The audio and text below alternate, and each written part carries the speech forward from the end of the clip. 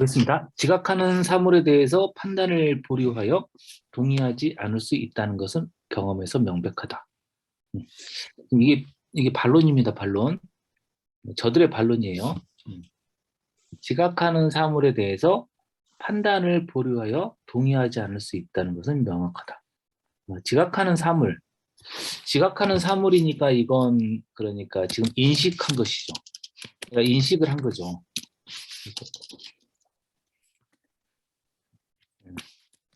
인식을 한 게 지각하는 사물이잖아요. 그죠? 판단하고 동의하지 않을 수 있다. 이게 의지의 발현이라는 거죠. 이것은. 그죠? 내가 지각을 했는데, 그러니까 예를 들어서 뭐라고 해야 될까요? 무언가를 보았는데, 아니야, 그건 아니야. 그게 아니지. 내가 지금 본 것은 귀신이 아니야. 이렇게 동의를 하지 않을 수도 있잖아요. 그죠? 아니야, 네가 지금 본 것은 귀신이야. 누군가 이렇게 동의할 수도 있고, 근데 나는 지금 동의를 하지 않을 수도 있다는 거죠. 그러니까 인식과 의지가 다르다는 거죠. 그것은 경험에서 이렇게 명백하지 않냐. 이는 누구나 사물을 지각하는 데서가 아니라, 이건 인식이죠. 동의하거나 반대하는 데서만 오류를 범한다는 사실에서도 확인된다. 이것도 의지에서 오류가 나타나는 것이다. 가령 날개 달린 말을 상상한다고 해서 그것이 존재한다고 인정하는 것은 아니다. 상상한다고 해서 상상한다, 이것은 인식의 문제죠. 날개 달린 말을 내가 머릿속에서 상상을 한 것이고 그걸 존재한다고 인정한다. 이것은 의지의 차원이라는 거죠. 즉 상상하면서 동시에 날개에 달린 말이 존재한다는 것을 인정하지 않는 한 오류를 범하는 것은 아니다. 어떻습니까? 이거 그럴싸하지 않습니까? 지금 상상하면서 내가 날개 달린 말을 상상하고 있어요. 상상하지만 나는 난 그건 존재한다고 생각지는 않아. 이건 어떤가요? 이건 참 그럴싸하죠. 그러니까 오류를 범하는 건 아니잖아요. 그죠? 그러므로 경험은 의지, 즉 동의 능력이 자유롭고 인식 능력과 다르다는 것을 명백하게 가르쳐준다. 이런 결론이 가능하다, 이런 겁니다. 지금. 근데 여기에 대해서 이제 스피노자가 반박을 하겠다는 거죠. 잘 모르겠으니까 우리는 그냥 반박을 보시죠. 자, 어디 있습니까? 내려가서 두 번째 반론에 대해서 나는 판단을 보류하는 자유로운 힘이 우리에게 있다는 것을 부정하겠다. 이렇게 보류하는 자유로운 힘이 우리에게 있다는 것을 부정함으로써 답한다. 논의를 봅시다. 자, 판단을 보류한다고 말할 때 그것은 그가 사물을 타당하게 지각하지 않고 있다는 것을 자신도 알고 있다고 말하는 것에 불과하기 때문이다. 이게 지금 핵심이네요. 그죠? 판단을 보류한다는 게 무엇이냐? 판단을 보류한다는 것은 타당하지 않다는 것을 알고 있다는 것이다. 타당하게 지각하지 않고 있다는 것. 그러니까 판단의 보류는 곧 부적합한 인식에 대한 알미다, 이런 것이죠. 그러니까 앞에서 말했던 것과 다르게 말하면 적합한 알매도 불구하고 판단을 보류할 수 있는 건 아니다. 이런 거예요. 스피노자의 논의에 따르면 내가 판단을 보류했다는 것은 내 인식이 부적합하다는 것을 알고 있기 때문에 그런 것이지. 그래서 그러므로 판단의 보류는 지각이지 자유의지가 아니다. 그러니까 나의 지각에 따른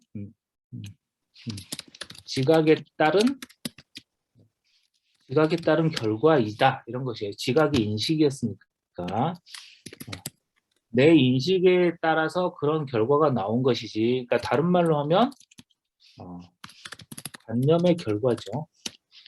그 관념에 따른 결과, 인 것이지 관념과 다르게 따로 결과가 나온 것은 아니다. 이런 겁니다.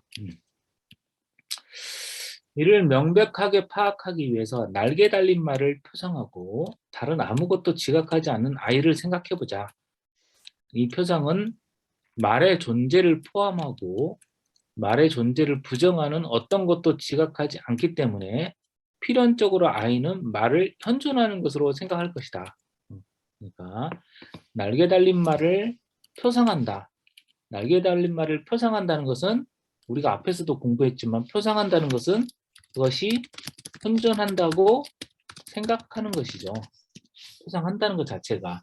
그죠? 바울이 베드로를 표상할 때 베드로가 현존한다고 생각하는 것이잖아요. 그죠? 그러니까 생각할 것이고, 그리고 말의 존재를 확실히 알지는 못해도 그 존재를 의심할 수는 없습니다. 그죠? 그러니까 지금 중요한 것은 말의 존재가 확실하냐 안 하냐 이런 그 과학적인 인식이 아니라 내가 그 존재를 현존하는 것으로 표상한다는 게 중요한 거죠. 이런 일을 우리는 매일 꿈에서 경험한다. 꿈꾸는 동안 자신이 꿈꾸는 것에 대해서 판단을 보류하거나 꿈꾸지 않는 것처럼 자유로운 힘을 가진다고 여기는 사람이 없을 것이다. 꿈꾸는 동안. 이 꿈꾸는 동안은 표상하는 동안이죠. 내가 꿈꾼다는 것은 예를 들어서 우리가 뱀이 나를 물고 있다는 꿈을 꿀 때 우리가 꿈꾸면서 아니야 저건 뱀이 아니야 이렇게 생각할 수가 없잖아요. 그죠? 뱀이 나를 물고 있으면 내가 자지러지게 놀라잖아요. 꿈을 꿀 때. 그죠? 그렇게 꿈꾸는 것에 대해서 판단을 보류하거나 꿈꾸지 않는 것처럼 자유로운 힘을 가진다고 여기는 사람은 없죠. 그런데 물론 보류를 한다. 그런데 꿈에서도 판단을 보류하는 일이 생기는데 이것은 꿈속에서 꿈을 꾸는 경우다. 꿈 안에서 또 다른 꿈을 꾸고 있을 때다. 그러니까 다른 말로 하면 판단의 보류도 사실은 꿈이다. 이런 것이죠. 이 논리에 따르면 내가 판단을 보류하는 것도 하나의 꿈이고 다른 꿈에 대해서 다른 꿈을 꿀 때 판단을 보류하는 것처럼 느껴지지만 그 보류조차도 사실은 하나의 꿈이고 꿈은 곧 표상이고 그렇다. 나는 어느 누구도 지각하지 않는 한에서는 오류를 범하지 않는다는 것을 즉 정신의 표상은 그 자체로 보면 아무런 오류도 포함하지 않는다는 것을 인정한다. 지각하지 않으면 오류를 범하지 않죠. 지각하지 않으면. 그러니까 우리가 즉 정신의 표상 그 자체로 보면은 아무런 오류도 포함하지 않는다는 것을 인정한다. 이거 우리가 예전에 했었죠, 그죠? 표상 자체는 오류가 없죠, 그죠? 표상 자체는 예를 들어서 우리가 했던 동전만한 태양이라는 표상 자체는 참이죠, 그죠? 이게 무슨 말이냐면 내가 태양을 볼 때는 늘 동전만하게 보죠. 여러분들 동전만하게 보이지 않고 막 큰 뭐죠? 무슨 큰 집채만하게 태양이 보이진 않으시잖아요. 그건 여러분 눈을 검사해야 되는 거고 우리는 모두 동전만하게 보이잖아요. 그러니까 이거 자체로는 오류가 없죠.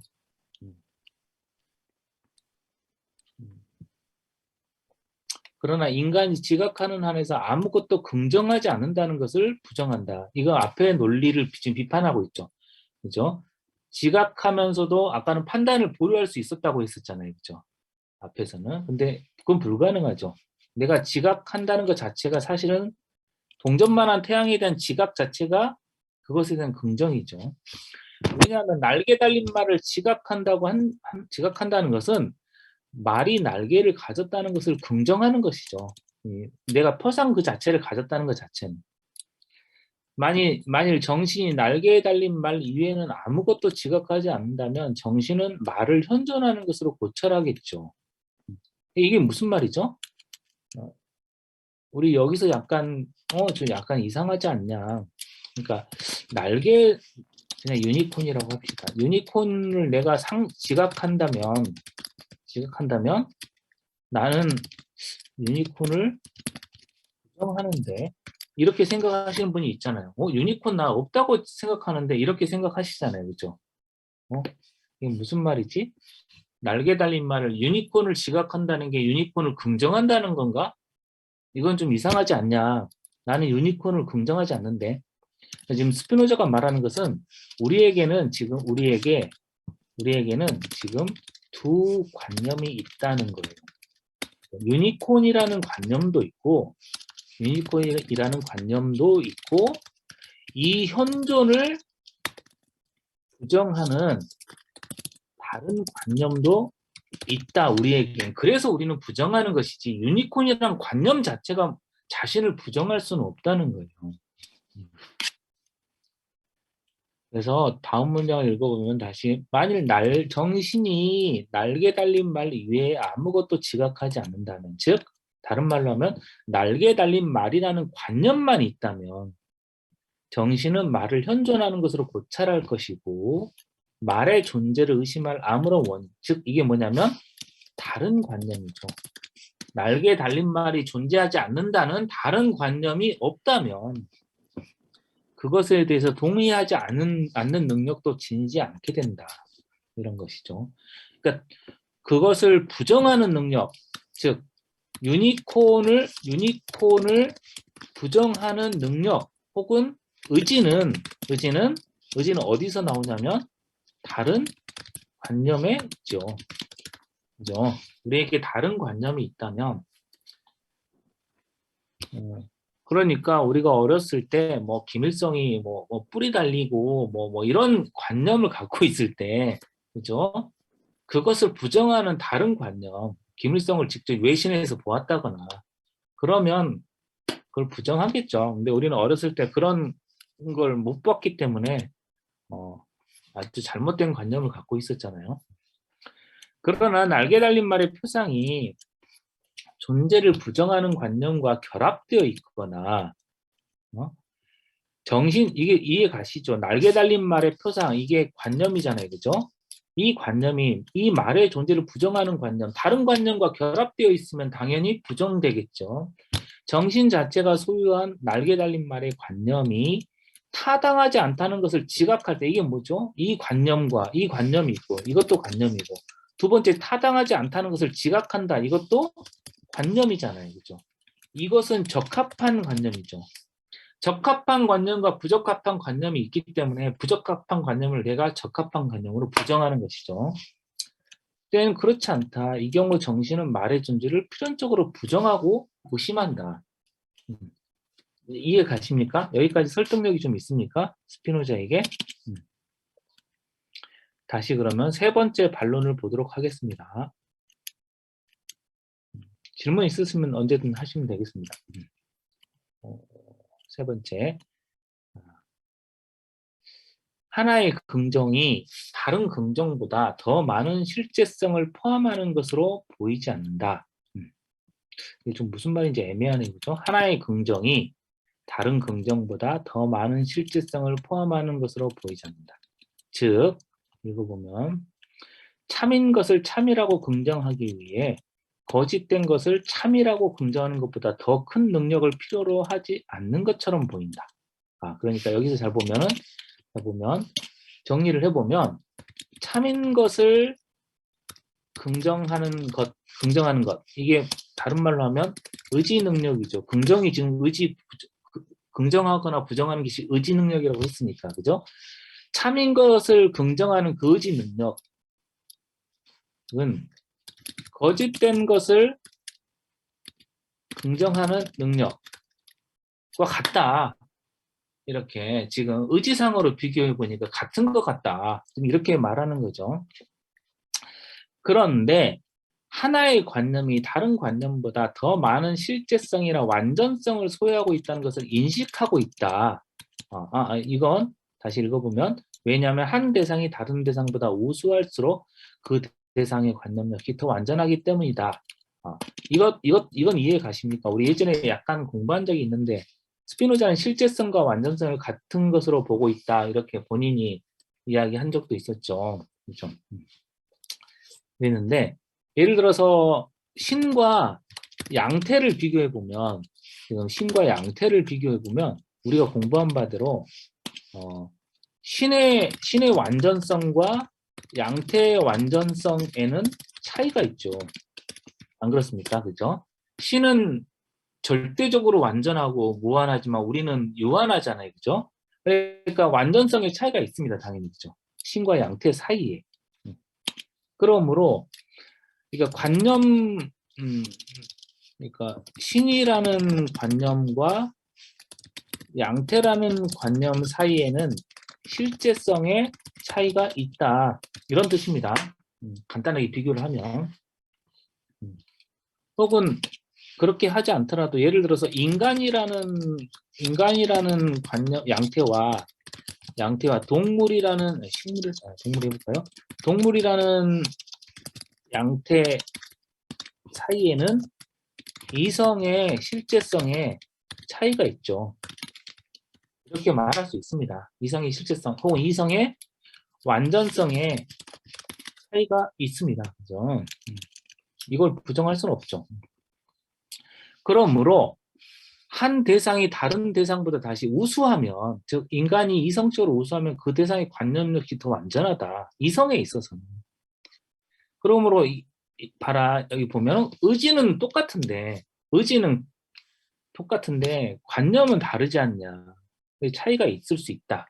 의지와 지성에는 차이가 있다. 뭐 이런 반론이 있었다는 거죠. 다시 여기에 대해서 반박을 해보는데요. 스피노자가. 이로써 세 번째 반론을 답했다. 두 번째 반론을 하면서 내가 세 번째 반론을 사실 답한 거다. 왜냐하면 앞에서 이야기했죠. 두 번째 반론에서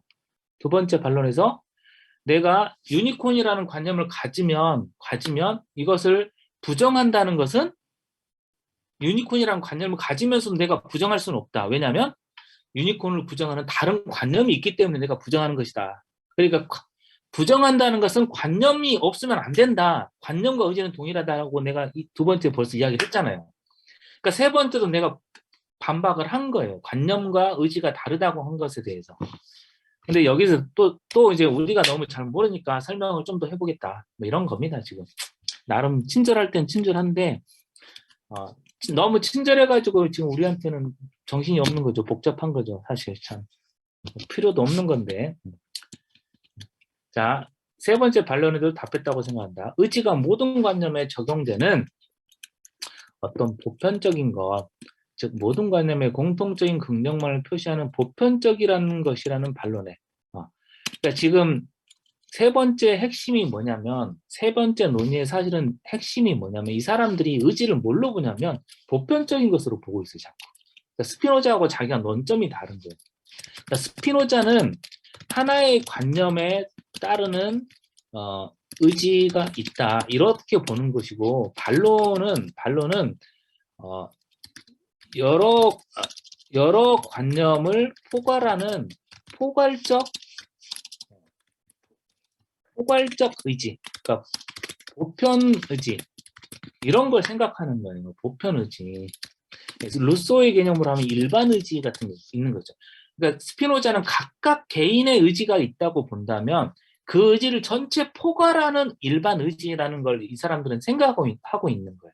그래서 아까 앞에서 무슨 말이 나왔었냐면, 3에서 다시 보면, 어디 있죠? 여기. 그러니까 여기 보세요. 참인 것을 긍정하는 의지하고 거짓된 것을 긍정하는 의지가 서로 같다라고 보는 거잖아요. 이 사람들은 지금 참인 것을 긍정하든 거짓된 것을 긍정하든 그냥 긍정으로 갔다, 이렇게 보는 거예요. 긍정하는 능력으로 본다. 이렇게 포괄적으로 지금 의지를 보고 있는 거예요. 그렇게 하면 같은 것이다. 스피노자는 인정하는 거죠. 그렇게 너무 포괄적으로 보고 있는 거니까. 다시 보면은 세 번째 반론을 답했다고 생각해요. 의지가 모든 관념에 적용되는 어떤 보편적인 것, 즉 모든 관념의 공통적인 긍정만을 표시하는 것이다. 이렇게 보면은 뭐 그렇다는 거고 보시겠습니다. 의지가 이처럼 추상적으로 고찰되는 한 의지의 타당한 본질은 모든 관념 안에 있지 않으면 안 되며, 이 점에서는 의지의 본질은 모든 관념에서 동일하겠죠. 그렇죠? 왜냐하면 모든 관념을 포괄하는 것이 의지라면, 그러니까 유니콘을 긍정하든 유니콘을 부정하든 의지는 동일하다, 이렇게 되는 거예요. 포괄적이니까. 그러나 의지가 관념의 본질을 구성하는 것으로 고찰한다. 관념의 본질을 구성한다. 관념에 따르는 결과. 각각의 관념에 따르는 결과라면은 다르다. 그런 경우에는 개별적 긍정이 관념 자체와 마찬가지로 서로 다르기 때문이다. 그러니까 관념이 다르면 각각의 개별적 긍정이 다른 것이다. 이렇게 보는 것이죠. 원의 관념이 포함하는 긍정과 삼각형의 관념이 포함하는 긍정은 원의 관념과 삼각형의 관념이 다른 것처럼 다르다. 이 스피노자는 이런 식으로 보는 거예요. 반론하는 사람들은 긍정이면 그냥 다 긍정이지 뭐 삼각형을 긍정하는 관념과 원을 긍정하는 관념이 다르다. 이걸 잘 따져보면 이것도 약간 애매한 구석이 있습니다. 여러분들 잘 생각해 보세요. 원의 관념이 포함하는 긍정과 삼각형의 관념이 포함하는 긍정이 정말 다른가? 이렇게 보면 뭔가 좀 이렇게까지 우리가 긍정을 다르게 생각하나?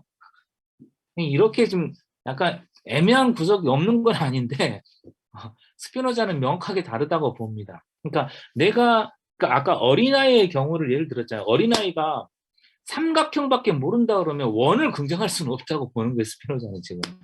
그건 또 그럴싸하긴 합니다. 약간 애매한 구석은 있지만 하여튼 받아들여 보는 걸 하겠습니다.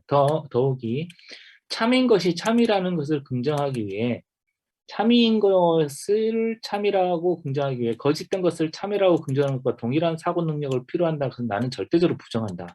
그러니까 참인 것을 긍정하는 것과 거짓된 것을 긍정하는 것을 동일한 사고 능력이라고? 이건 말도 안 된다는 거죠. 왜냐하면 이건 되게 중요한 이야기라고 봅니다. 개인적으로는. 절대적으로 부정한다 했습니다. 스피노자 절대적이라는 단어를 붙였다는 것 자체가 굉장히 화가 났다는 뜻이죠. 이게. 왜냐하면 이 두 긍정은 그 정신만을 살필 경우 유와 비유의 관계와 동일하기 때문이다. 그러니까 유 있음, 유 있음. 그러니까 존재라고도 본다면 크게 철학적으로 아예 뭐죠, 뭐. 그러니까 이게 참인 것을 참이라고 긍정하는 것, 이거 거짓된 것을 참이라고 긍정하는 것, 어떻게 이게 긍정으로 같을 수가 있냐, 이게. 그러니까 참된 것을 긍정하는 것과 거짓된 것을 긍정하는 게 어떻게 같을 수가 있나, 이렇게 보는 것이에요. 이것은 존재와 무가 완전히 다른데 존재와 무를 같다고 보는 것처럼 동일하다. 이렇게. 그러니까는 예를 들어서 참 이성적인 인식과 비이성적 인식이 같다라고 보는 것처럼 터무니없다는 거예요, 지금 이게. 그러니까 내가 이성적 인식을 긍정했다는 것과 비이성적 인식을 긍정했다는 게 같다, 긍정으로. 이거 정말 놀라운 일 아니냐, 어떻게 이걸 같다고 보지? 이렇게 되면 세상이 도대체 어떻게 되겠습니까? 그러니까 완전히 세상이 헝클어지지 않겠습니까? 그잖아요. 예, 전혀 터무니없는 인식을 하는 사람도 동등한 발언권을 가질 수 있다고 보면 세상에 대해서 도대체 우리는 뭘 기준으로 세상을 이렇게 정돈할 수 있겠어요? 터무니없는 일이 발생하는 거죠. 그러니까 이거 완전히 그냥 한판에 부흥회를 하자는 겁니다. 부흥회. 이게 가서 내가 경험했으니까 내가 느꼈어. 이게 진리야. 이렇게 되는 겁니다. 그때 가면. 음. 그러니까 이때 진리의 유일한 기준은 크게 외치는 거. 정말 절절하게 외치면 다 진리가 되는 것이죠. 그때 참된 것을 인식하는 조용한 사회들은 침묵을 해야 되는 상황이 되는 거죠. 그래서 관념 안에는 허위 형상을 구성하는 적극적인 게 없죠. 관념 안에는 어, 그 허위 형성을 구성하니까 허위라고 말할 수 있는 적극적인 건 아무것도 없어요. 그러니까 스피노자가 이야기하는 것은 관념을 갖고 있다. 그것은 뭐냐면 관념을 갖고 있다는 것은 무조건 어떤 적극적인 것을 소유한다 이런 뜻이에요. 관념. 내 동전만한 태양은 거짓이잖아요. 태양은 동전이 아니니까, 동전만 하지 않으니까. 그럼에도 불구하고 그런 관념을 갖고 있다는 것은 뭔가 적극적인 걸 소유하고 있다는 뜻이에요. 즉, 내 신체에 그렇게 나타난 것을 소유한 것이죠. 알겠습니까? 그런데 지금 이 사람이 말하고 있는 것처럼 거짓된 것을 참여라고 긍정하는 이 경우에는 아무런 적극적인 것도 갖고 있지 않은 것을 적극적인 것으로 지금 뭐죠? 주장하는 것이에요. 이 아예 거짓된 것은. 그러므로 우리가 보편적인 것과 개별적인 것을 혼동한다거나 이성적 실제와 추상적 실제를 실제적 실제와 혼동할 때 오류를 범한다는 것, 이것을 주의하지 않으면 안 되겠다. 지금 이렇게 말하고 있는 겁니다. 스피노자는 이 두 가지를 구별을 하지 않으면 안 된다. 그러니까 지금 의지, 자유의지가 있다고 하는 사람들의 그 주장은, 지성과 의지가 일치한다는 주장은 의지를 너무 보편적으로 보고 있다. 이런 겁니다. 그 다음에 마지막 반론을 보도록 하겠습니다. 자, 이제 만일 인간이 자유의지에 따라 행동하지 않는다면 이 비리당의 당나귀처럼 평행 상태에 있을 경우 어떻게 될까? 이 비리당의 당나귀는, 이 비리당은 여기 책에도 나오지만 프랑스 스콜라 철학자라고 나와 있습니다. 14세기에. 뭐 이런 내용이죠. 그러니까 똑같은, 여기 보면은 나귀가 있는데 당나귀, 이 당나귀는 여러 가지 중요한 동물이죠. 당나귀. 당나귀 중요한 동물입니다. 짜라투스트라의 아주 중요한 동물이 당나귀죠. 사부에 보면 신으로 떠받들어지는 존재가 당나귀입니다. 그래서 이 당나귀는 중요한 예로 쓰일 수 있는 동물인데, 보면은 똑같은 건초가 있어요. 똑같은 거리에 똑같은 건초가 있으면 당나귀는 어떻게 될까? 너무 똑같으니까. 그러면 우리 인간도 자유의지가 없다면, 너무 똑같다면, 평행 상태에 있다면 어떻게 될까? 굶주린 건 목마르면 죽지 않겠냐? 너무 똑같으니까 고를 수가 없지. 자유의지가 없다면. 왜냐하면 건초가 결정하는 거니까. 건초가 똑같다면, 똑같은 것이 나를 결정했다면 나는 아무런 결정도 못하지 않겠냐. 그렇지 않을까요? 그죠? 너는 라떼를 먹을래? 뭐죠? 너는, 아니면 브랜드 커피를 먹을래? 라떼를 먹을래? 이렇게 하면 이 두 가지가 똑같다면 우리는 못 고르고 그냥 난 아무것도 못 고르겠어, 이렇게 되는 순간이 있잖아요. 네가 골라줘, 뭐 이렇게 되는 거니까. 만일 내가 이를 인정한다면 인간이 아닌 당나귀나 인간 형상의 조각을 생각하고 있는 것처럼 보일 것이다. 그러나 내가 이를 부정한다면 그 사람은 자기 자신을 결정할 것이고 자유의지가 있고 자신이 원하는 곳으로 가서 원하는 건초를 먹을 것이다. 이렇게 된 겁니다. 자, 인간은 자유의지가 있는가 없는가? 없다면, 똑같은 건초가 있다면 결정하지 못하고 그 사이에서 목말라 죽을 것이다. 여러분들은 어떻게 생각하십니까? 자, 내려가는 동안 생각을 하십시오. 네. 자, 이렇게 내려가는 동안 스피노자는 이렇게 답을 했습니다. 그와 같은 평행 상태에 처한 인간, 말하자면 기아나 갈증, 같은 거리에 떨어져 있는 음식과 음료 위에는 아무것도 지각하지 않는 인간은 기아와 갈증으로 죽을 것이라고 나는 인정한다. 이렇게 되어 있습니다. 이 스피노자 철학자는, 그래서 철학자는 이 굉장히 자기가 이 세계의 원리라고 인식하고 있는 방식이 있잖아요. 그 방식 때문에 이렇게 과격해질 수 있어요. 그러니까 모든 철학자는 극단적으로 과격합니다. 그러니까 인간은 이렇게 굶어 죽을 수도 있다는 거예요. 왜냐하면 스피노자는 저 같은 거리에 떨어져 있는 음식이라고 하는 것은 예를 들어서 우리에게 존재하는 관념이에요. 동일한 관념이라면 동일한 의지를 발산하기 때문에, 그죠? 그러니까 우리는 그 평행 상태에서 굶어 죽게 됩니다. 그런데 다행히도 라이프니츠가 그렇게 이야기했어요. 신은 바보 같지 않아서 이 세계에 동일한 걸 2개 이상 만들지 않는다. 왜냐하면 동일한 게 2개 이상 만들어졌다면 이유가 있어야 되잖아요. 근데 신은 그렇게 바보같이 만들지 않는다. 그건 신을 인간으로 보는 거고, 신은 이 세계에 절대 동일한 걸 만들지 않는다. 그러니까 이 전제 자체가 라이프니츠에 따르면 틀린 거죠. 같은 거리에 떨어져 있는 음식이 동일하다. 이건 신을 무시한 발언이다. 이런 거고. 그러니까 인간에겐 자유의지도 있는 건데, 어쨌든 스피노자에 따르면 동일한 게 있다고 본다면 우린 굶어 죽는다고. 만일 사람들이 그러한 인간은 인간이기보다는 당나귀로 보아야 하지 않는다고 묻는다면 나는 맞아, 당나귀다, 이렇게 답한다는 거예요. 그리고 나는 스스로 목을 매 죽는 인간은 무엇으로 볼 것입니까? 인간 중에 자살하는 인간이 있는데 그 인간을 나는 인간으로 보지 않는다는 거고, 어린이, 바보, 미치광이 이걸 뭘로 볼 것인지 알 수 없는 것처럼 나는 모르겠다. 이런 것처럼 어린이나 바보나 미치광이를 지금 인간으로 치지 않겠다. 이런 것들은 이렇게 보고 있는 겁니다. 아주 극단적인 대답인데요. 그래서 여기에 이제 스피노자의 사유가 좀 보이죠. 스스로 목매 죽는 인간을 인간으로 볼 수 없다.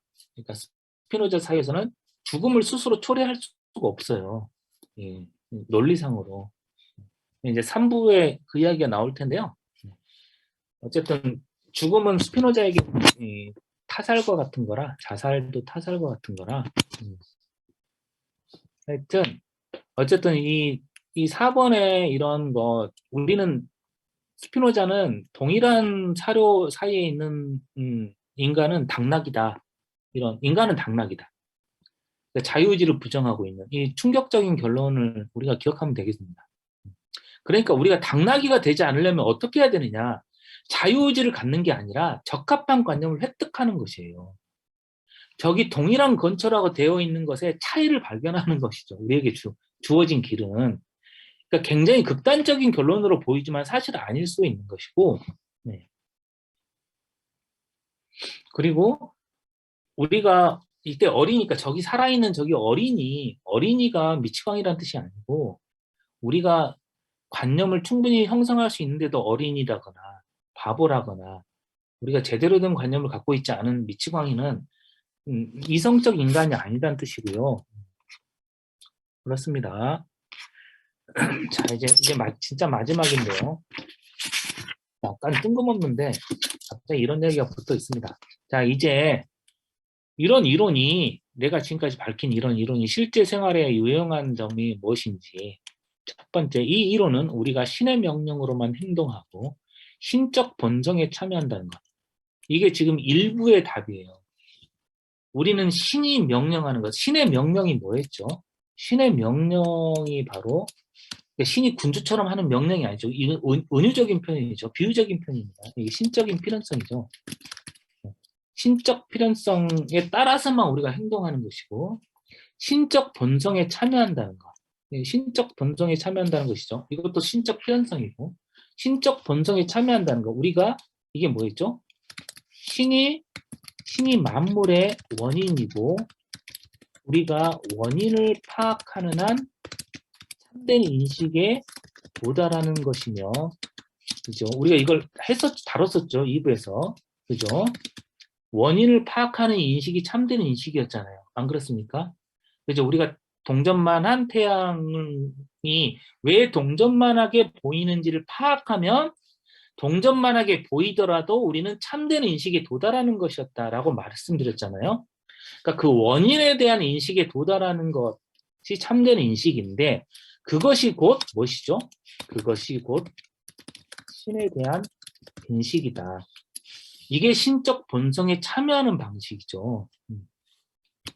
그러니까 보통 우리가 신적 본성에 참여하고 신의 명령에 따라 행동한다는 것을 전혀 다르게 이해하는 사람들이 있다는 거예요.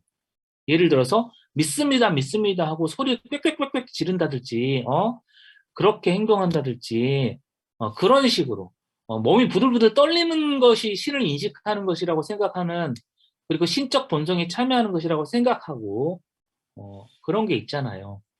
예를 들어서 이 십자군 전쟁 같은 경우는 아주 대표적으로 스피노자의 비판을 받겠죠.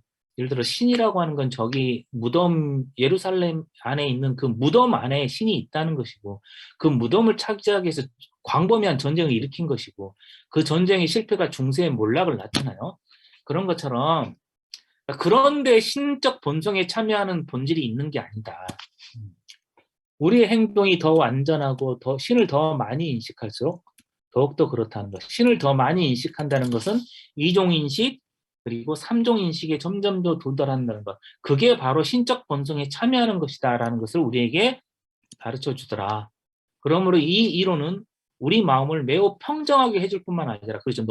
우리로 하여금 신의 본성에 참여한다는 것은 필연성을 인식하는 것이고 우리 삶의 필연성을 인식하는 거니까 우리를 평정하게 해줍니다. 예를 들어서 내가 굉장히 아픈 일을 겪었더라도 그 아픔의 원인을 포착하는 게 신적인 본성에 참여하는 것이기 때문에 우리가 극도의 분노나 극도의 증오, 슬픔 속에 빠져 있더라도 원인을 인식한다는 건 우리를 평정하게 해준 것이고, 최고의 행복이나 지복이 어디 있는지를 가르쳐주고, 그러니까 행복과 지복은 스피노자에 따르면 인식에 있는 것이지, 인식에 있는 것이지.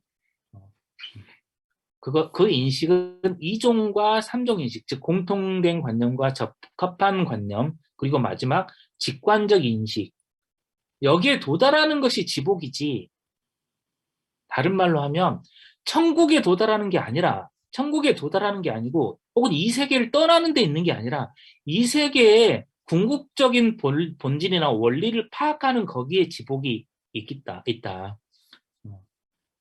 그러므로 우리는 스피노자를 공부하면 이 세계에 단단히 들어붙을 수 있다. 우리의 최고 행복이나 지복은 신에 대한 인식에서만 오고, 이 인식에 의해서 사랑과 도의심, 뭐 덕이라고 할 수도 있겠죠. 사랑과 덕이 요구하는 것만을 행하게끔 인도된다. 이 인식에 의해서 사랑, 신에 대한 사랑, 뭐 이런 거 있죠. 신에 대한 사랑이 무엇이냐? 그건 신을 인식하는 것이지. 그리고 우리에게 덕이 무엇이냐? 그것은 참된 원인을 인식하는 것이고, 적합한 관념을 획득하는 것이고, 신이 명령하는 것을 따르는 것이고, 신의 명령은 우리로 하여금 누군가를 증오하게 하거나 그런 게 아니라 원인을 인식하도록 하는 것이고, 그러니까 덕은 바로 여기, 우리가 살아갈 수 있는, 만약에 도덕적인 윤리적 삶이 있다면 바로 이 참된 인식이 있는 것이다. 이로부터 덕 자체와 신에 대한 봉사 자체가 바로 행복이고 최고의 자유라는 것을 모르고, 덕과 행복, 선행을 가장 힘든 봉사로 여기고 신에게 최고의 보수를 받아 표창받기를 기다리는 사람들은 덕의 참다운 평가에서 얼마나 멀리 떨어져 있는지 우리는 안다. 이로부터 덕 자체, 신에 대한 봉사 자체, 신에 대한 봉사가 바로 뭐죠? 필연성에 대한 인식이죠. 신에 대한 봉사는 신을 떠받들고 교회를 크게 짓는다거나 11조를 바친다거나, 아니면 신을 믿지 않는 자들을 위해서 아프리카까지 건너가는 그런 게 아니라, 신을 이 세계의 혹은 우리 삶의 필연성을 인식하는 그것이고, 그것이 행복이고, 그것이 자유이고, 그런데 이걸 모르고 선행과 덕이라고 하는 건 너무너무 힘든 봉사니까 아프리카까지 가면 너무너무 큰 자부심을 갖는다든지, 얼마나 내가 봉사를 크게 했게, 얼마나 힘들게 했게, 그리고 이건 신이 나에게 보수를 주지, 나에게 천국을 보내줄 거야. 이것은 내 행위가 있고 내 행위에 따르는 또 다른 제2차적 결과를 받으려고 하는 이런 행위, 굉장히 유아틱한 것이죠. 이건 신과 굉장히 멀리 떨어져 있고, 신은 따로 보수를 내리지 않죠. 신은 따로 보수를 내리는 군주가 아니라 신은 필연성에 따라서만 행동하기 때문에 최고의 표창장을 따로 주지 않습니다. 이제 이 이론은 운명에 관한 것이나 우리들의 힘 안에 없는 것에 관해, 즉 운명이 바로 우리 힘 안에 없는 것이죠. 운명 자체가, 그렇죠? 우리 힘 바깥에 있는 것이죠. 다시 말해 우리 본성에서 생기지 않는 것에 관해 우리가 어떤 태도를 취해야 되는지 가르쳐주고 있죠. 우리 본성에서 생기지 않는 건 어떡하죠? 우리 본성에서 안 생기는 거, 즉 우리의 능력으로 안 되는 것은 어떻게 해야 되죠? 받아들여야 되죠. 뭐 어떡하겠습니까? 그죠? 그러니까 내 능력이 안 되는 건 신이 안 준 거니까, 어떡할 수가 없는 거잖아요. 즉 우리의 운명의 두 측면을 태어난 마음으로 기다리고 참지 않으면 안 되는 것이죠. 우리의 힘 안에 없는 것이라든지 우리의 본성에서 생기지 않는 이 측면이 있다면 마음으로 받아들이지 않으면 안 되는 것이죠. 왜냐하면 나의 문제가 아니라 신의 문제니까. 그건 신이 잘못한 것이니까. 아니, 그렇게 따지면 안 되지만 신의 필연성이라는 뜻이죠. 다른 말로 하면. 그건 신의 필연성이지 나의 필연성은 아니에요. 그러니까 나의 무능력은 아니라는 거죠. 왜냐하면 삼각형의 본질에서 세각의 합이 이직각과 같다고 하는 결론이 나오는 것과 동일한 필연성을 가지고 모든 것은 신의 영원한 결정에서 생겨났기 때문에 내가 내 힘에 부치는 상황에 부딪혔을 때 이것은 필연적인 것이다 라고 받아들이면 되고, 이건 기독교를 다른 방식으로 떠올리는 사람들도 많이 생각하죠. 이렇게, 그죠? 신이 나에게 준 시련이기 때문에 나는 그걸 받아들여, 이렇게 약간 비유적으로 받아들이는 사람들도 많지만 우리는 좀 다르게 받아들일 수 있죠. 그건 필연성의 문제인 거죠. 세 번째, 이 이론은 사회적 삶에 기여하는데 사회적 삶에도 기여하는군요. 그죠? 첫 번째는 최고의 행복이 무엇인가? 두 번째는 운명을 어떻게 수용할 것인가? 세 번째는 사회적 삶에 어떤 기여를 하는가? 아무도 증오하지 않고 경멸하지 않고 조롱하지 않고 분노하지 않고 시기하지 않는 자세를 가르쳐준다. 왜 그럴까요? 왜냐하면 모든 것은 신적인 필연성에 따라 이 세계에 발생하기 때문에, 필연성에 따라 발생하기 때문에 증오나 경멸이나 조롱이나 분노, 시기가 필요하지 않죠. 필요한 것은 오직 인식이죠. 그리고 각자 자신이 소유한 것에 만족해야 하고, 이웃에 대해서는 여성적인 동정이나 편협한 마음이나 미신이 아니라 오직 이성의 지도에 따라서, 제4부에서 보겠지만 시간과 사정이 요구하는 바에 따라 도와줘야 된다. 이웃을 도와주더라도 여성적인 동정, 여기 여성적인 동정이라서 약간 기분 나쁠 수도 있겠는데, 여성분들, 여성적이든 남성적이든, 어쨌든 간에 그 부정적으로 말해진 그런 동정, 편협이 미신이 아니라 이성의 지도에 따라 도우라. 이렇게 되어 있습니다. 이 사회적 삶에 대해서는 더 자세히 앞으로 쭉 나오겠습니다. 마지막으로 이 이론은 국가공동체에 적지 않게 기여하는데, 시민을 도대체 어떤 방식으로 통치하고 지도해야 된다. 자유의지의 존재로 통치할 것이냐. 그런 게 아니라는 거죠. 시민을 노예처럼 복종시키는 것이 아니고 자유로운 동기에서 최선을 다하게끔 통치하고 지도해야 한다. 이렇게. 나중에 이제 완벽하게 등장하지는 않았지만 4부, 5부 가면 이제 쭉쭉 등장하게 됩니다. 이 부분은 어쨌든 간에 지금 이제 신이 무엇이고 신적 본성이 무엇인지를 안다는 것 자체가 우리에게 전혀 다른 삶의 태도를 요구하게 되죠. 이렇게 하면서 2부가 끝났습니다. 수고들 하셨습니다. 네, 여러분 이제 네이버 검색창에 인문공간 세종을 검색하세요.